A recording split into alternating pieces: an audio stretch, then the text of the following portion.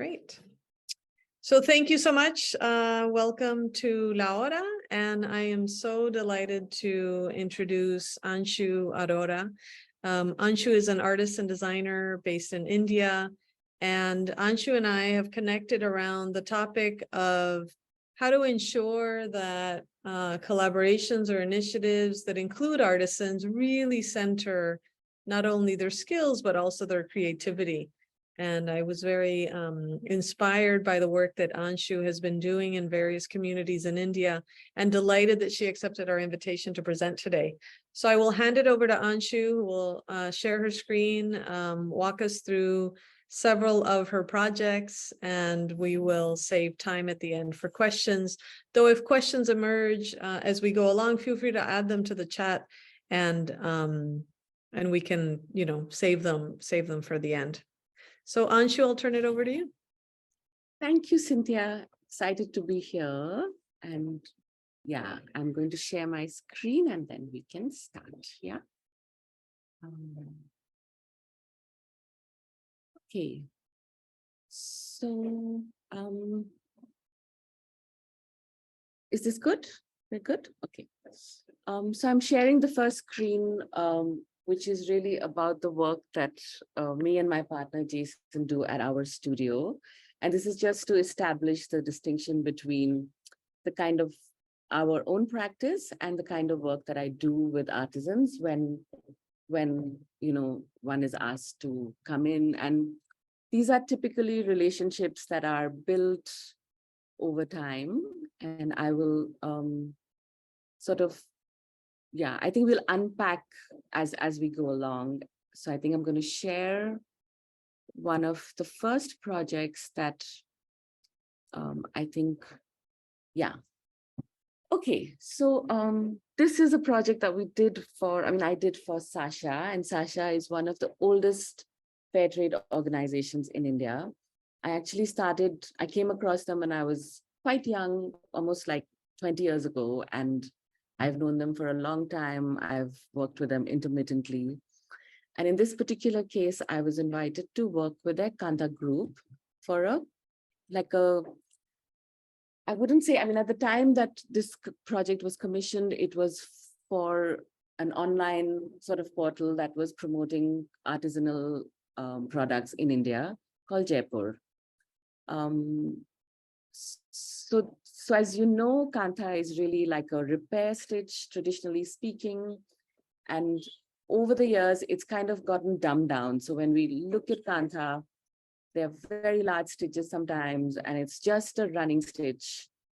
And although I'm aware of the complexity of it, this project gave me the opportunity to dig through the archives. And we were going to work with two women's organizations that were associated with Sasha. One of them was and this is interesting, so I'm going to mention it. One of them had migrated from Dhaka in the early days. So they were really artistic practitioners. And the other was a group that was skilled for livelihood purposes, both practicing Katha actually. And these are the names and some of the kinds of work that they do.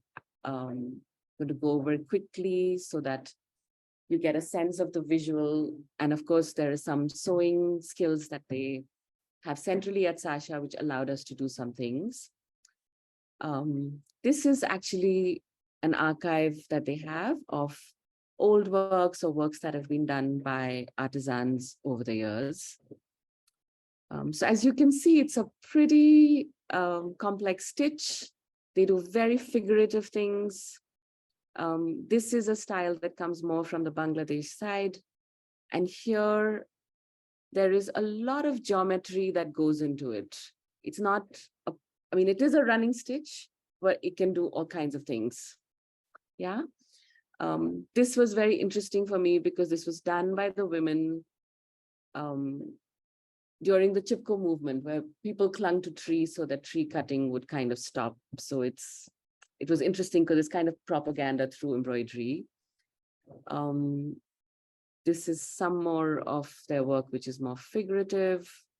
And this is a piece that they had developed for the Conran shop. It was like a big bedspread, and it sort of unpacked the modernization of Calcutta over the years. And I think it was a commissioned piece and the women really ran riot. You know, there's all kinds of contemporary and scenes built into this bedspread. And I think this possibly sowed a seed for me of how artistic this possibility really is, you know.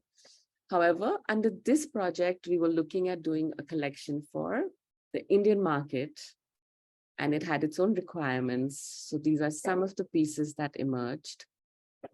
And so I tried to incorporate what I feel was kind of the soul of it, in the sense we never do kantha on a single layer. It's actually kind of a quilting stitch. So since commercially we couldn't do that, I tried to bring in small patches so that we could have, you know, layering in some places, and the couching that comes out of kantha is actually visible to a customer who may not want to pay like a lot of money for this kind of thing, or the market that these people were addressing.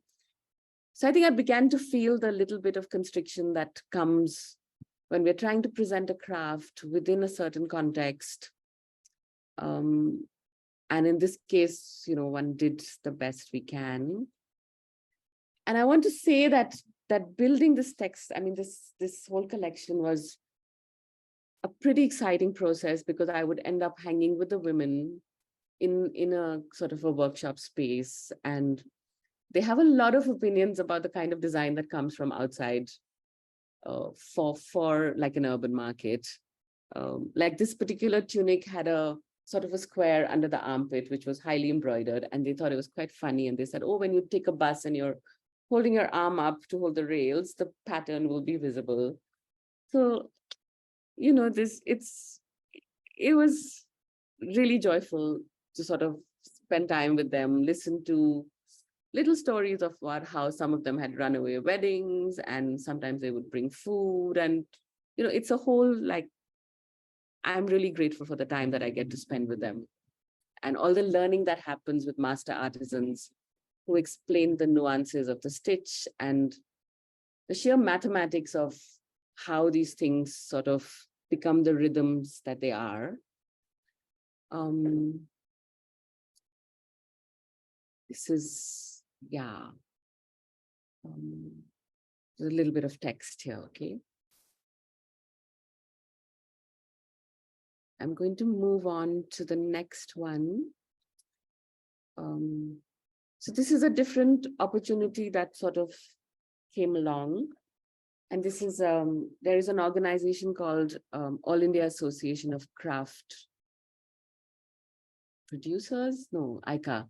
So anyway, they're the people who are responsible for setting up the craft mark in India and sub quality standards. They support a lot of organizations to do various things based on their need. So they put me in touch with the Lambani community, which really belongs to the Roma Gypsy Trail. And they used to, I mean, so people who do this embroidery are actually spread across.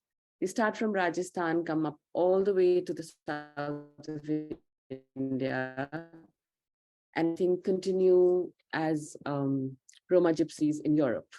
So, I mean, it's, yeah. For those of you who are interested, you can watch Lacho Drum, which is a fabulous film, and I highly, highly recommend it.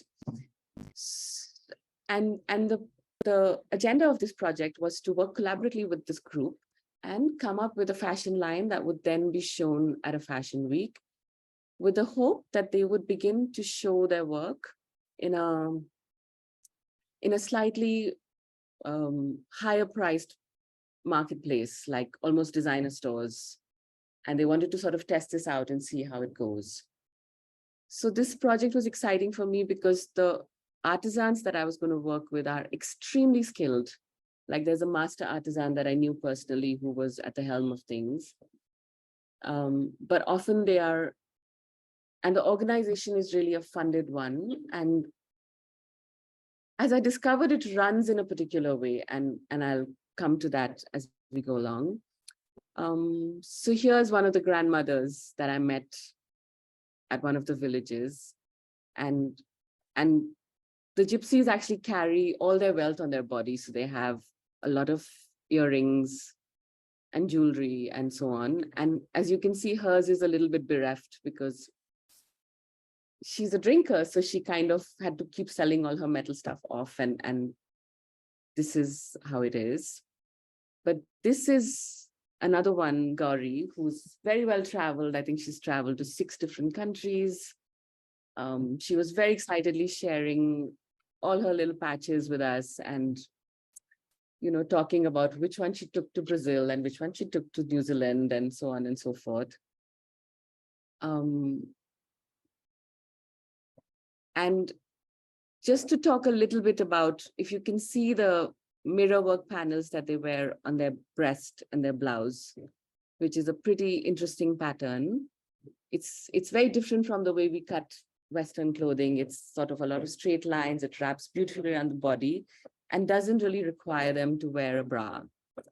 And once they lose their husbands, they need to remove these panels, actually, which is kind of sad.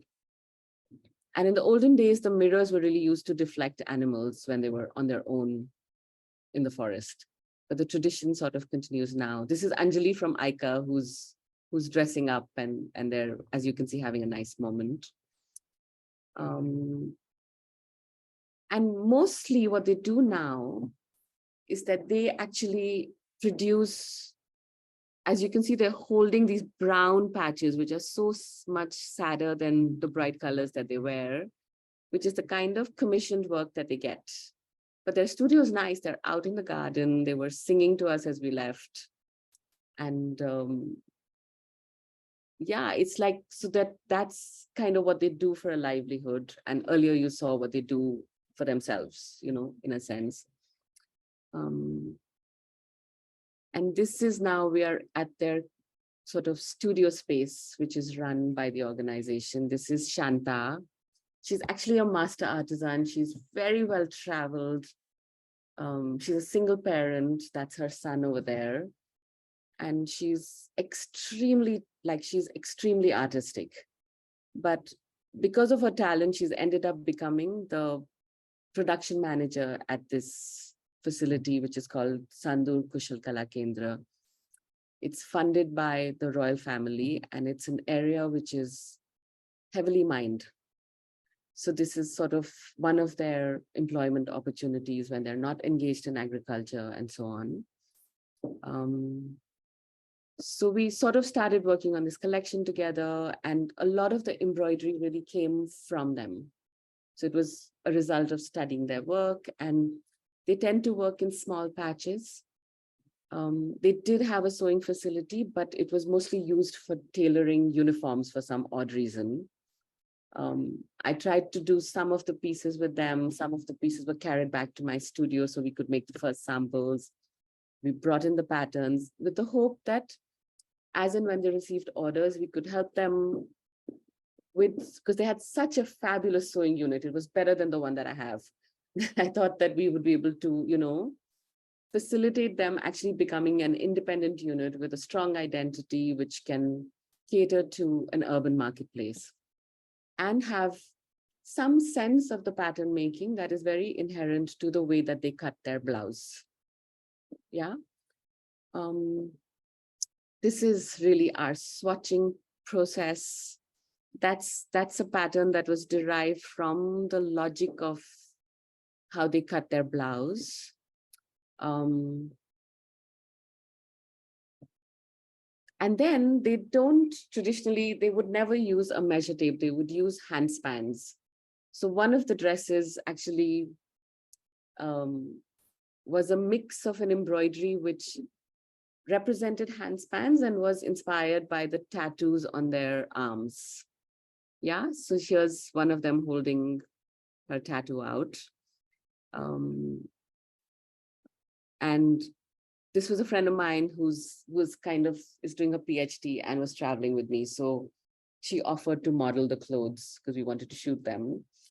And then she wanted her hair done the way the Lambani women do it. So she's being styled now by the embroidery lady as well.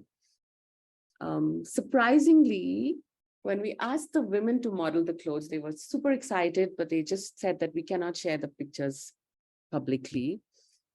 And they did not want to wear all this finery, which Nisha was so excited to wear. So you can see that she's got her braided hair, and this is like a triad of the product being shot on a regular buyer, which could be like Nisha. This is the master artisan, and that's the piece on the ramp, which has been styled, and it was shown in Bombay.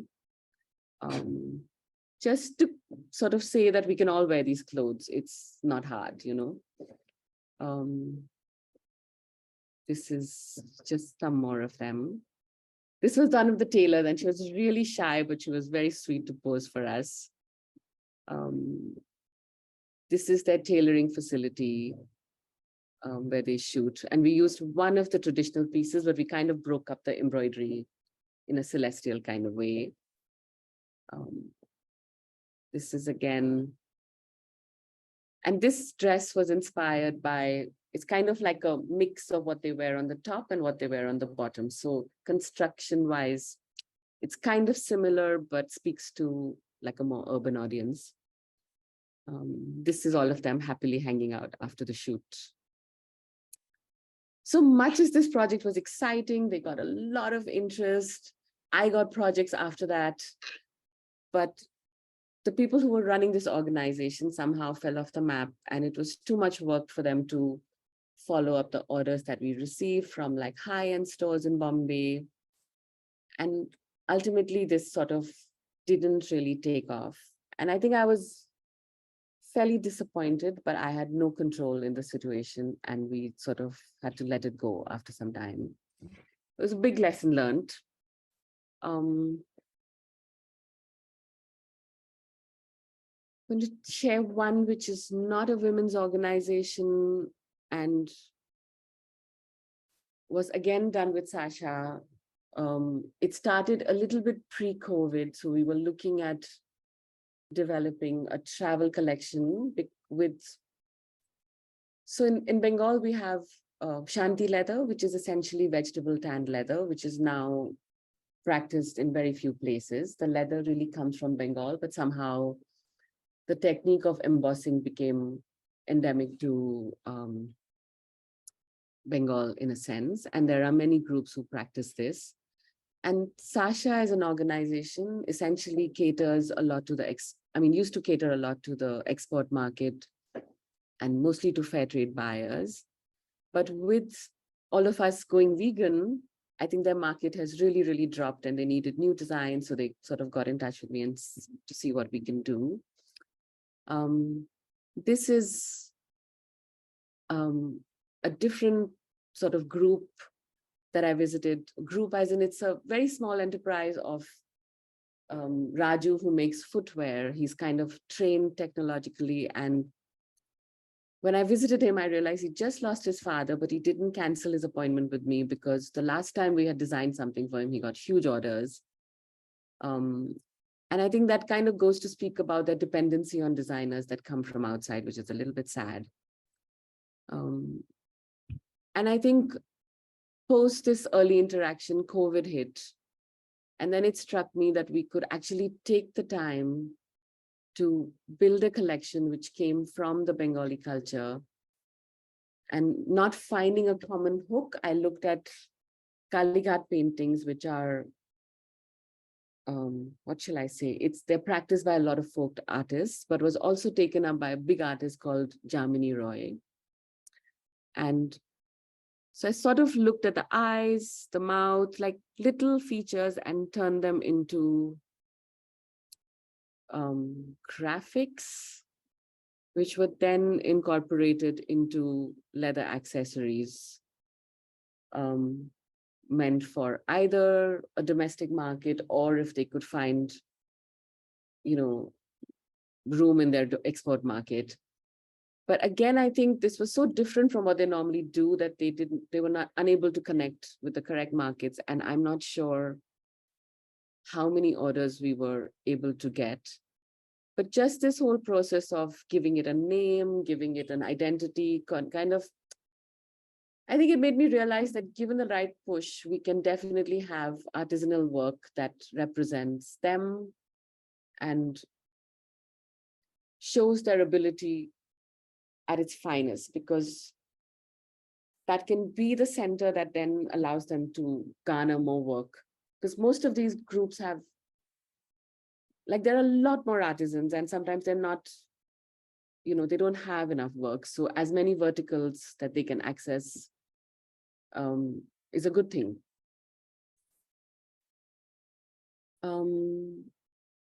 Okay. Sorry, I don't know if I've gone past my 20 minutes, but I'm going to quickly show the last projects. Is that okay, Cynthia? Keep going, absolutely. Yes. Okay, all right. Okay. Okay, so this is now, sorry, I'm just going to try and You could press play, the triangle under the view menu. Yeah, right. Yeah. Right. Okay, just trying to access it. It's just to the right there where you have the cursor. Under the thing, so I'm not able to access it. 1 second. Here we are. Perfect. Okay. Thank you. Thank you. So actually, a little after COVID hit, I think I wanted to deepen my knowledge about, areas of capacity building, understand struggles that people were having, and basically help in whatever way I could. And I ended up joining a network called Creative Dignity. And as I come from a design background, one of the initiatives that was floated was for designers to kind of come together or tie up with artisanal enterprises and try and build a collection which could then be showcased by, I'm trying to remember the name. I think it's Lakme Fashion Week now, and they do like a sustainable fashion day. So under that sort of panel, they were sort of happy to put out the kind of work that came out of these collaborations. And they were very loosely strung. So in Auroville, we have an enterprise that is run by a very dynamic woman called Uma Prajapati. And she sort of reached out and said, hey, why don't we look at the South together? Because, and really her idea was to build a possibility where the artisan community and the design people or whoever could co-own these brands and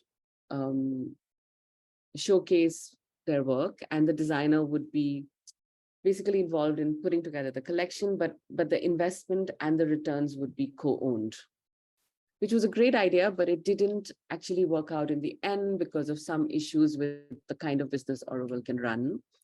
But the good thing was that I ended up coming in contact with Poor Guy, which is really the same Lambani community, but in Tamil Nadu. And it consists of, it's an enterprise that was started by 2 doctors who were really hoping to work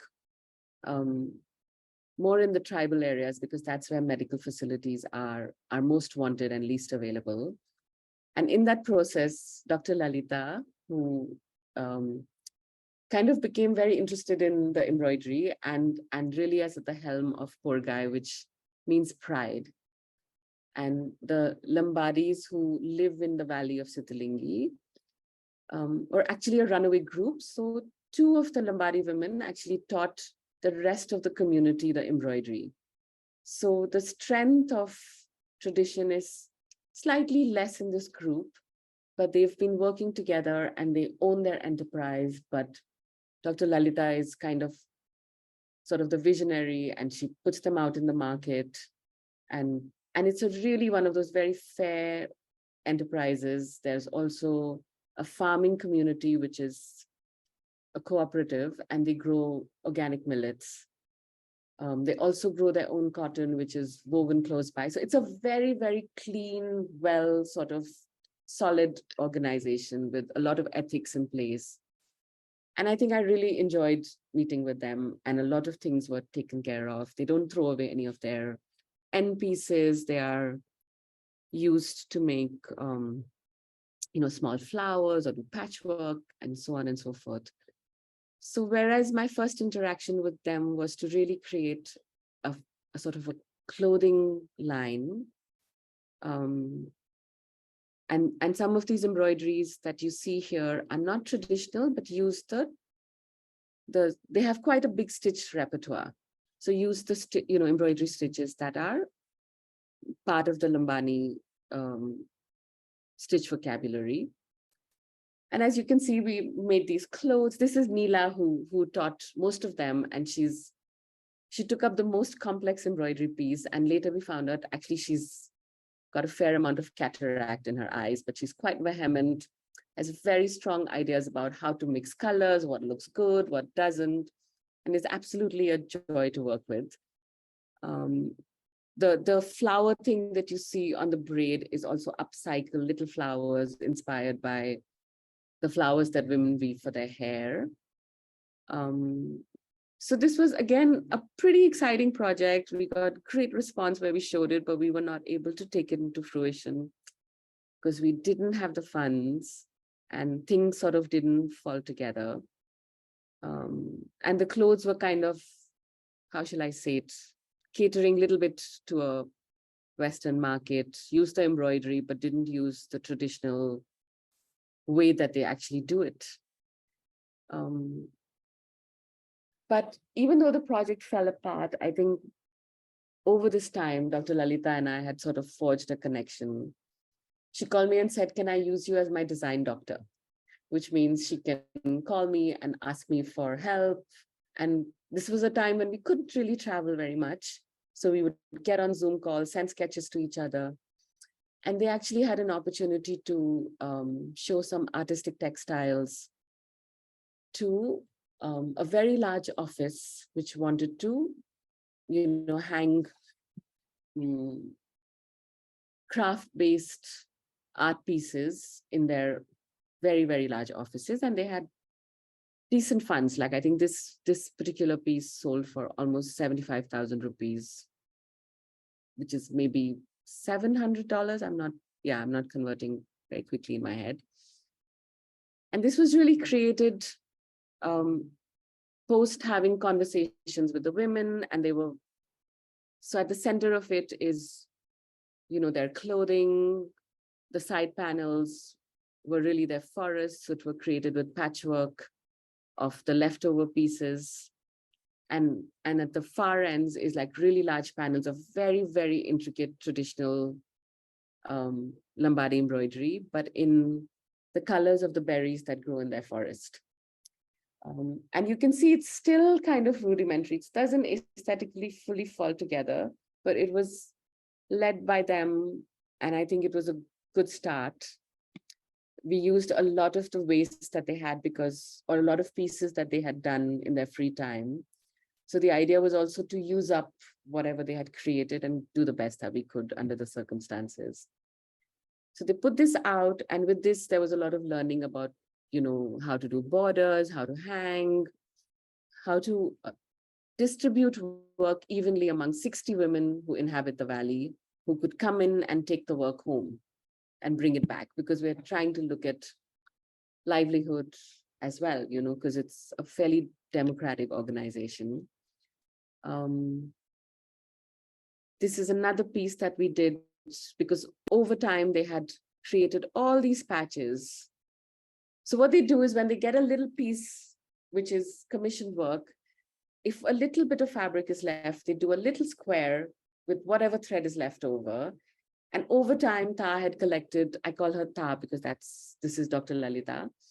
She had collected all these squares, and they were so beautiful, and each of them was so expressive and so beautifully balanced that I think one of my aims was to use up all of them as almost like flags in this particular textile. And then in the old days, they would also, source mushroom from Gujarat, which you can see in like the edges, which sort of pulls together all the multicolored embroideries that we see.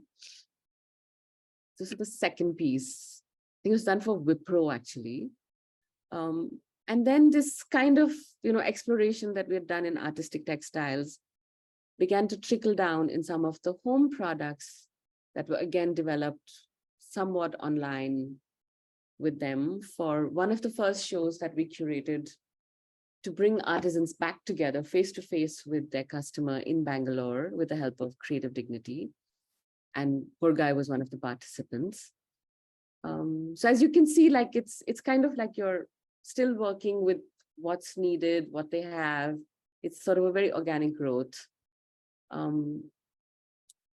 I think a relationship had pretty much been established.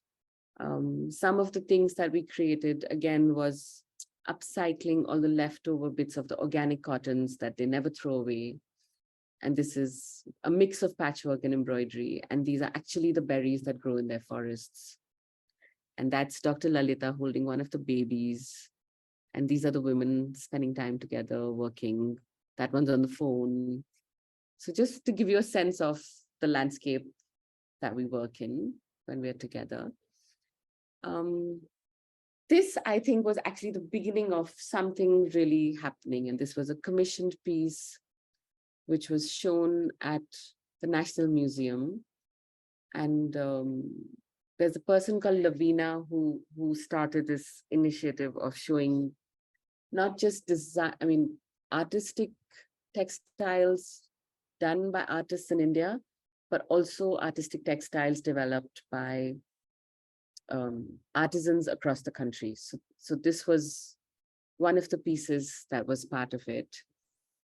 And it was developed after many conversations with them of how they wanted to represent themselves, how they want to be seen. So they said, at the center of it is their home.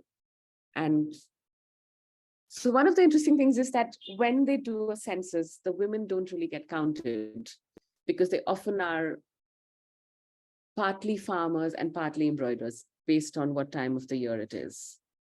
And if the census is being done, they prefer to declare themselves as farmers because that's more valuable. So we don't really have a count of how many women artisans there are in the country. And sadly, what they end up making is minimum labor wage for the kind of work that they do. And this is, I'm showing you their best artistic ability. This is literally like a 36-inch by 36-inch piece. So you can see the embroidery is very, very fine. And I think what began to strike me is that this, somehow we have to find a way of getting them out of this 300 rupees a day kind of situation, which is impossible for them to fight because the kind of markets that they reach out to and the value that their product is able to capture in the market trickles down to them not being able to make more money than they do right now. So in my mind, the only way they can fight this is by making an end product that is a higher value product somehow, And this piece was valued at about 60,000 rupees. Normally, they sell their clothes between 500 rupees to 3,000 max. So this is like a big jump now. We have one textile, 60,000 rupees done collectively over maybe 2 weeks. Yeah. And I'm seeing, okay, this is a possibility which trickles down into their clothes, give them confidence, and maybe give them a monetary value that if you're able to do more of this kind of work, can change the baseline financials value of the work that they do. This is another piece that they did, I think, for a competition, which was an international one. They made it to the second round. And eventually they were able to sell this piece at almost 3 lakhs. So now we're, saying, okay, we can do this better and better. And this is natural dyed indigo. The yarn that was used is also hand spun, and it's not it's not the mechanized yarn, so the embroidery took much longer. It's essentially an unpacking of the skirt that they make. So you can see the 3 panels. The top panel represents their valley. The middle panel talks about, them growing their millets and their everyday activities, how they pile it up. And the lowest one is how their valley looks when seen from the sky, like almost through a Google map type of representation. And honestly, my intervention here was just to pull together a color palette and to have a conversation and to put a structure to this. The central joinery represents their the waistband, and the hanging bits are really the ties.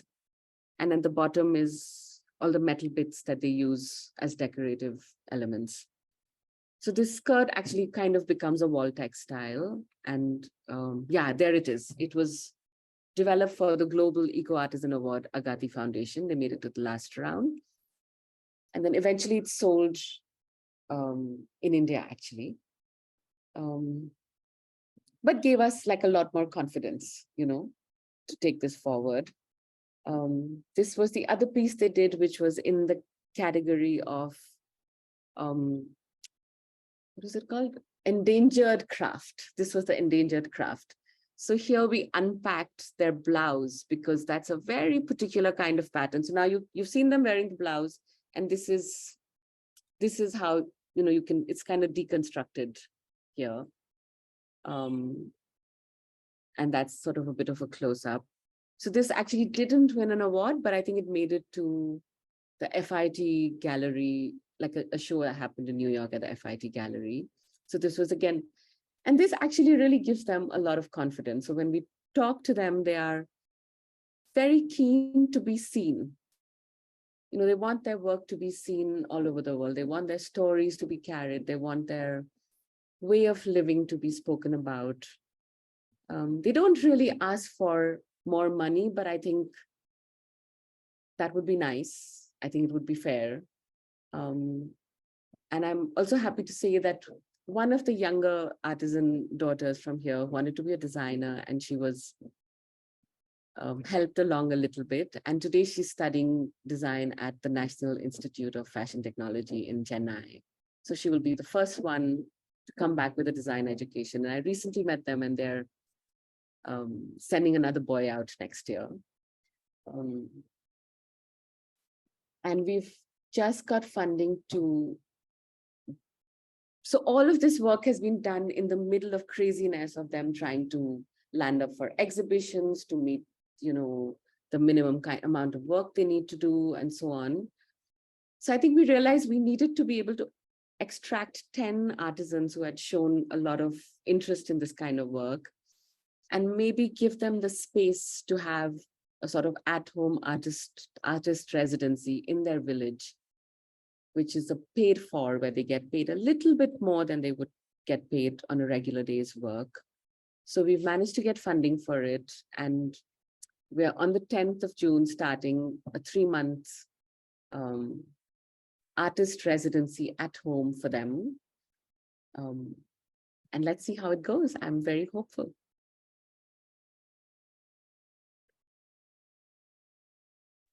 I'm going to stop sharing. Is that okay? Wow, Anshu, this was so beautiful. Thank you so much. Many enthusiastic comments also in the chat. Wow, that's really, I love that idea of a paid residency. I've not heard that as a suggestion of a way forward for income generation for artisans, instead of continuing to, oh, let's make more products that we can hopefully sell and sell and sell. This idea of, we're going to give you money so that you can continue to cultivate your own practice. Really, such a powerful framing. So thank you so much. Really beautiful work. So we'll jump into to questions and comments. I'll read some from the chat. So Jackie early on shared, so exciting to see the old kantha work. In Bangladesh, women make the basic recycled sari kanthas that are now very popular in export markets. sadly, in conversation with the women, Jackie has been asked, why can't we embroider the good quality traditional work? Unfortunately, the buyers that Jackie has access to can't sell the more traditional work and the volume that the women need for constant work. The dumbing down is a challenge at many levels. Yes, it is. Yeah. Yes. Jackie also shared that it's hard to hear of the disappointment for everyone involved when either the market and or producer end fails. And you talked a bit about the challenges of funding. It's great when it all comes together. So feel free to raise your hand, anyone who's here, if you have any questions.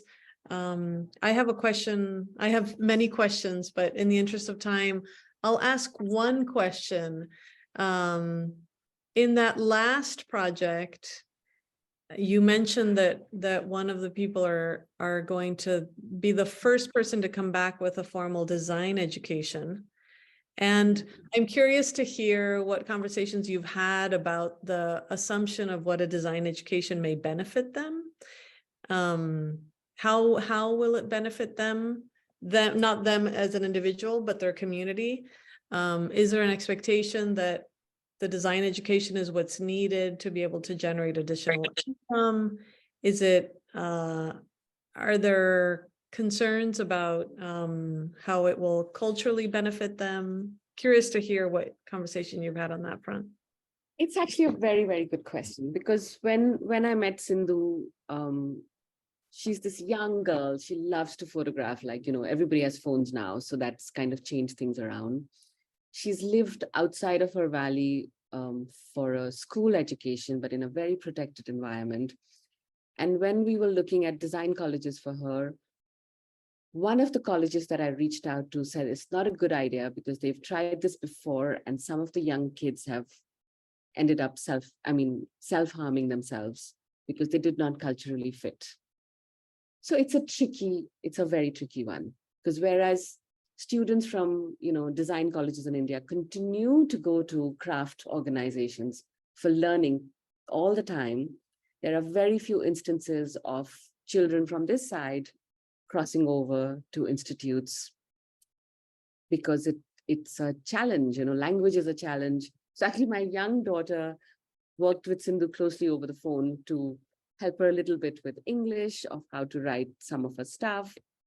And finally, even though we have like a craft and design college in Jaipur, which would have been really nice for her to go to, she chose to stay with NIFT in Chennai because it was closer home and she could come home, and it seems like she's settled well, she's made friends. So that's really hopeful for us. What she'll come back with, I don't think they have expectations, but it's a moment of pride to begin with. Secondly, maybe some of the skill sets she brings back will help to bridge the gap between how they think and how the industry thinks.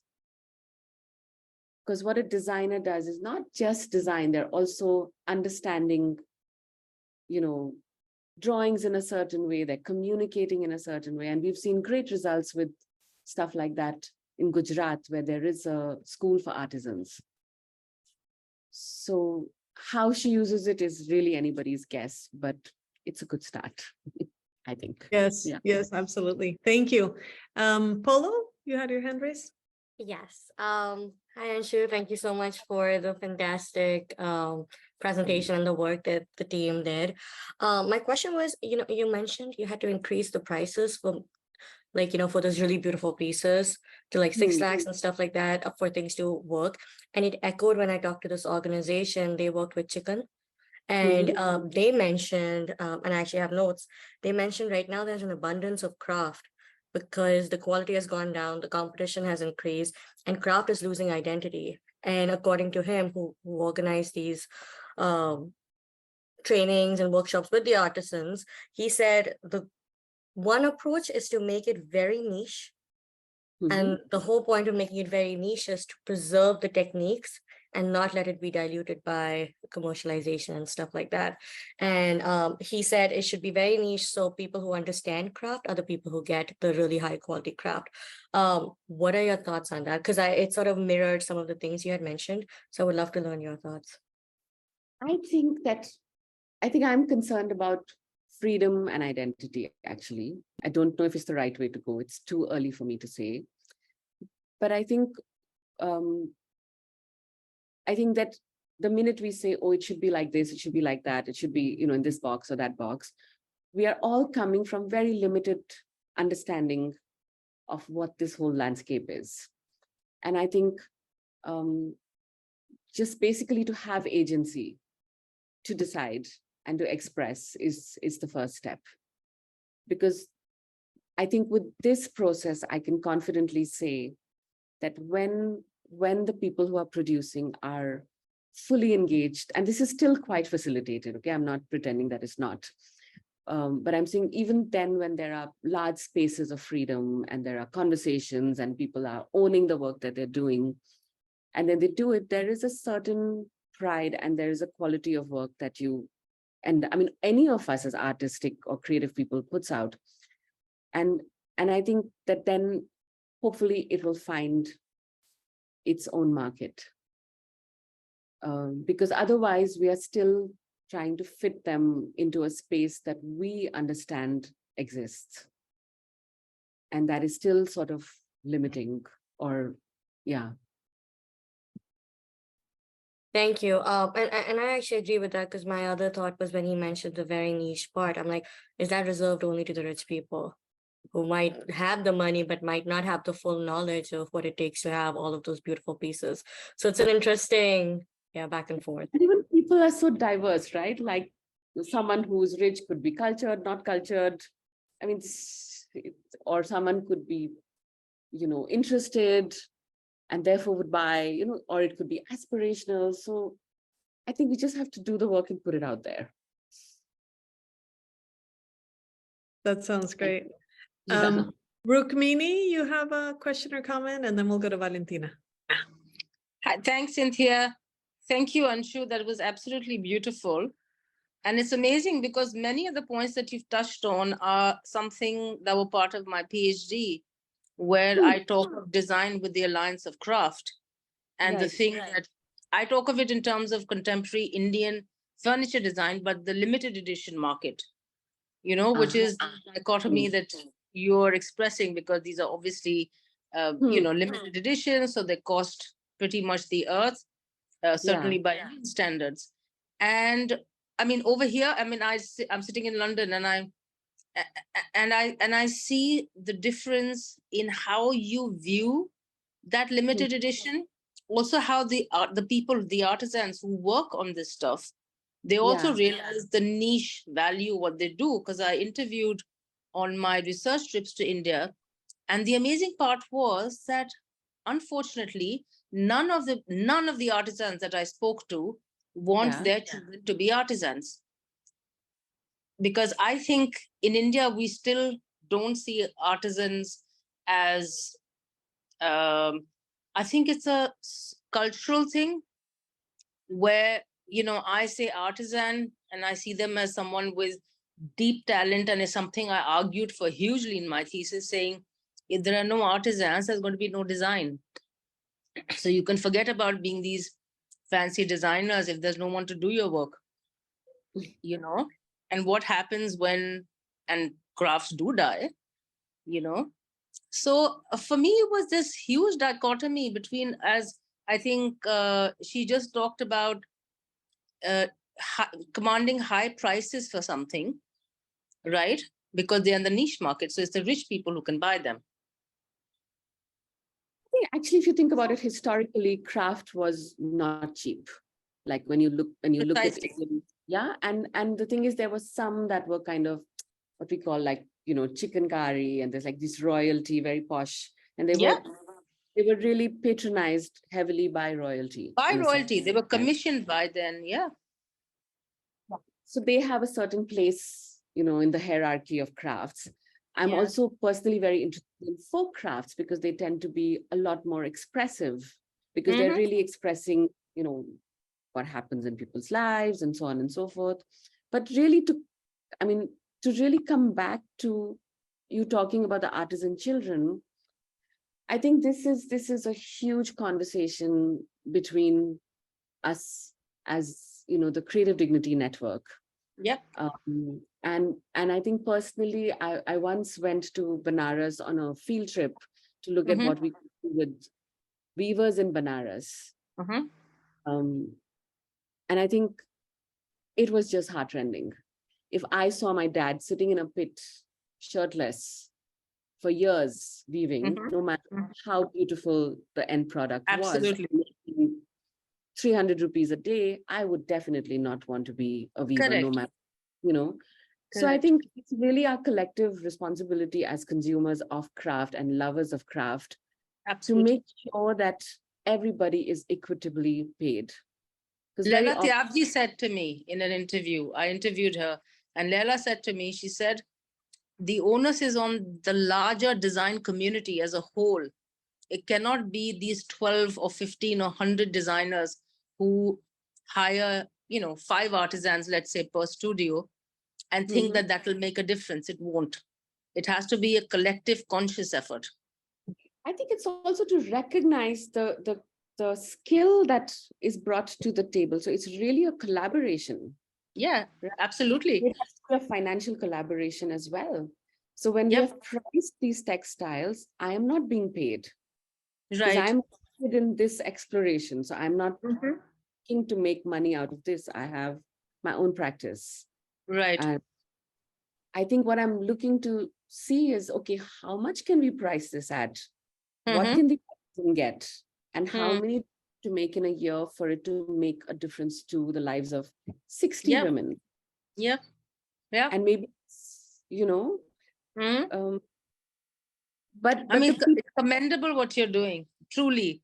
very I small, very, very small scale, because we have 200 million artisans in the country. So we need many, many people to jump in now. yeah, I know but, You know, but truly, Anshu, commendable what you're doing. I mean, your case studies are fascinating, to say the least. And I do hope something comes of them, because I hope something comes of it, because I think it's needed, because no country on this planet has the variety of craft that India has. And I'm not saying this just because I'm Indian and sitting here and live here. I see craft. I see craft all around me. I see it in Italy. I see it in Latin America. I see it. But just the depth of craft, the knowledge and the generations of craft that India has is a treasure. It's a legacy, and it's something that must be done to protect it, really. also knowledge, it's skill, it's science. I mean, a lot of it is also very scientific. So Yeah. really, we as a country need to invest in it, Yeah. So And there's validation. So you say this girl's gone to design school, to NIFT, right? And now they'll send a boy. And I remember I suggested in my thesis saying that there has to be validation. They feel validated if, for example, they have a degree out of a college for craft. So there is artisanal school in Jaipur, as you rightly said. Yes. So you're right. So they get validation. So I think it's a government and design community effort, because the government has to also do it, because as you rightly said, dumbing down crafts has happened over the years, because they were for royalty, then they became memorabilia, stuff you find at Janpat, little things. So it got reduced as time went on, unfortunately, and became cheaper and cheaper. So yes, it went to lots of people who could appreciate it. I'm not sure. I'm still in a very dichotomous place in where that discussion is, but that's a different discussion. In India, it's so vast that many things exist simultaneously. But I think COVID, I can sense that there is a shift. Really? Yeah. I'm gonna jump in. It pains me always to interrupt these conversations, but wanted to make space. Thank you so much, Rukmini, for your questions and comments. I shared, for people watching the recording, I shared in the chat a link to, I highly recommend the Design History Society recordings of their series that was called Folk Cultures in the Everyday. You can find those on YouTube, really bridging a lot of this conversation with folk art, folk cultures, ancestral as well as contemporary.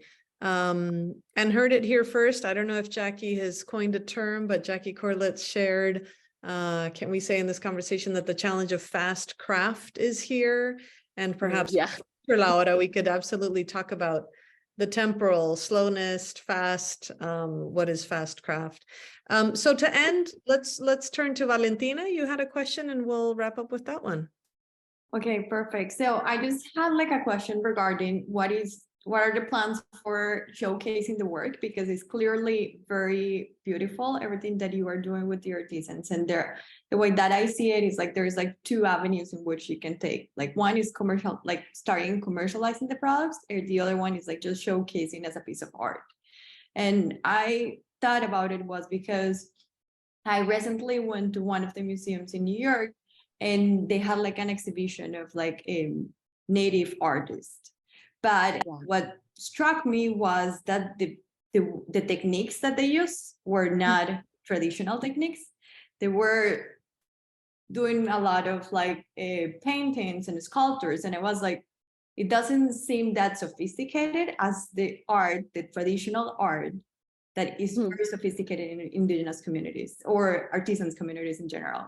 So have you considered maybe like taking like another direction to showcase your work that is like not necessarily as a way of like selling it, but also like as a way of like showing it as an art? And also perhaps like if the art gets shown in like one of the best galleries in New York or museums around the world, like also the artisans will start generating like a source of income that comes like not through the sales of the art, but the showcase of their art. I think that yes, the purpose of this particular laboratory that we're setting up, at home at Sitilingi is to see what is the kind of work that comes out. Because we don't right now know that when we give full rein to this project, we don't know what's going to come out, whether it'll be sophisticated, unsophisticated, how much of the tradition will be held on to and how much will be given away. It's really like, and I think from my little experience, all of these things tend to find their own marketplaces. Because when we look at craft, somehow because of, looking at livelihoods first at a certain point in time, it's almost like, okay, what market can we feed and therefore what can you make? So I think this is kind of a reversal because you're owning it. And I also wanted to share with you that I recently curated an exhibition of Indigenous art from Australia, the First Nations women, and they actually now express themselves through screen printing. And some people had questions around that. But I curated this show, so I had the absolute joy of going through a lot of their interviews, a lot of their work, and, go through archives of documentation that had been done for the Barbara Center. And I think that this is a dam. We cannot like block it. We just have to like open it up and it will find its own water. Because honestly, like artisanal traditional textiles have been sitting in museums and galleries all around the world for a fair amount of time, and lives of people are still pretty much the same. So I think some of these conversations is also about ownership. And I mean financial ownership or visible ownership. And there's a lot of us, so I don't know how it'll be possible, but I'm just keeping my fingers crossed and being hopeful. Does that answer your question, or did it?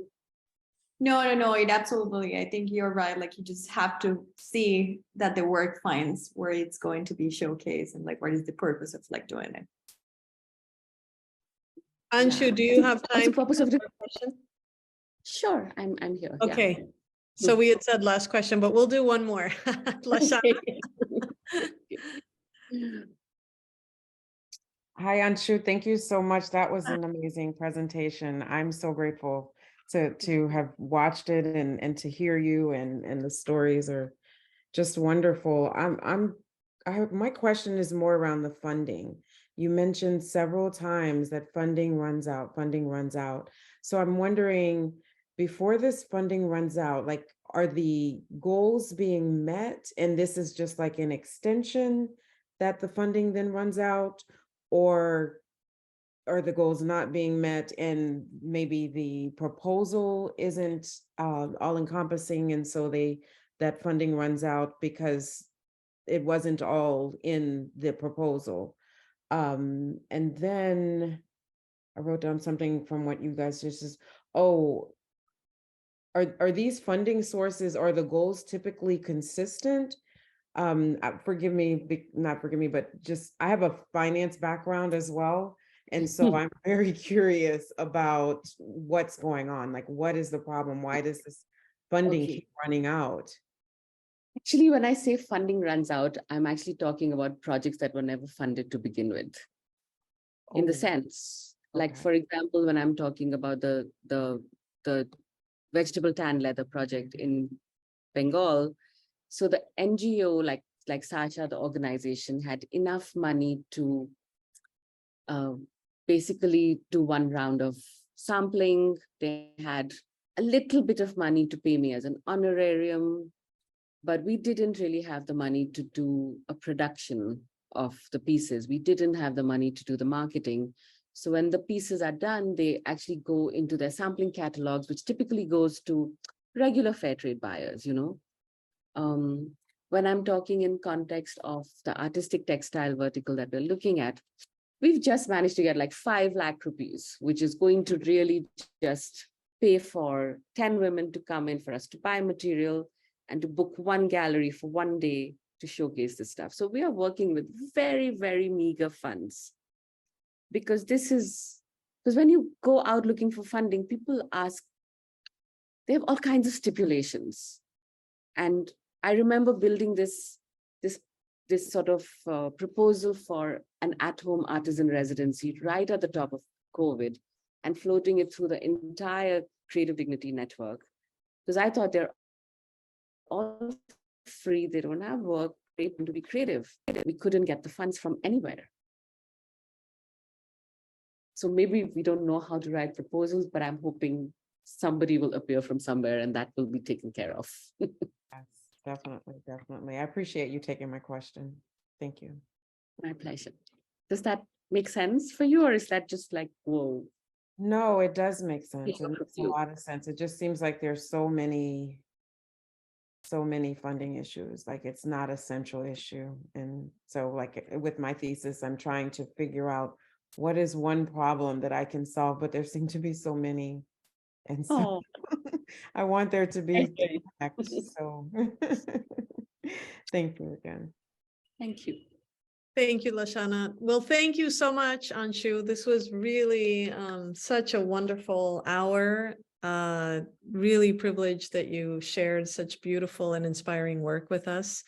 Thank you all for joining. This is our last La Hora for this academic year. We're going to go on a little US summer break, July and August, and hope that you'll join us at the September La Hora to kick off the fall semester. So have a wonderful rest of your week, and look forward to keeping in touch.